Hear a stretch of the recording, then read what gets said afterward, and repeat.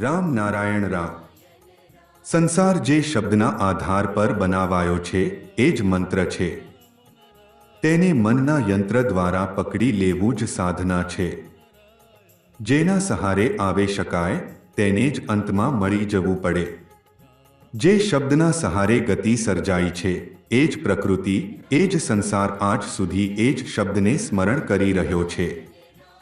આ શબ્દના સ્મરણથી જો અનેક રૂપો સર્જાઈ શકે છે.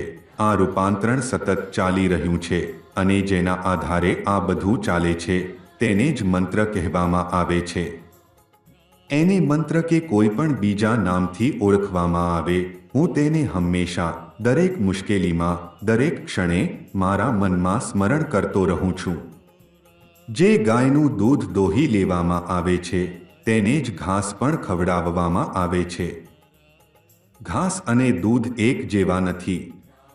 ગાય હંમેશા ખોરાક વિશે વિચારે છે. ખોરાક મળ્યા પછી તે તેને પેટમાં મૂકે છે અને એ જ ખોરાકથી લોહી, માંસ અને અનેક તત્વો બને છે. શરીરના અંદર તે કઈ રીતે રૂપાંતરિત થશે એ વિશે વિચારવાની જરૂર નથી.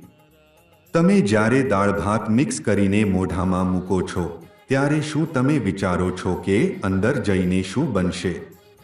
અંદર જાણે એક કારખાનું છે જ્યાં ખોરાક પ્રવેશ કરે છે અને પ્રક્રિયાઓ શરૂ થાય છે. ક્યારેક આ તરફ, ક્યારેક તે તરફ પરિવર્તન થાય છે.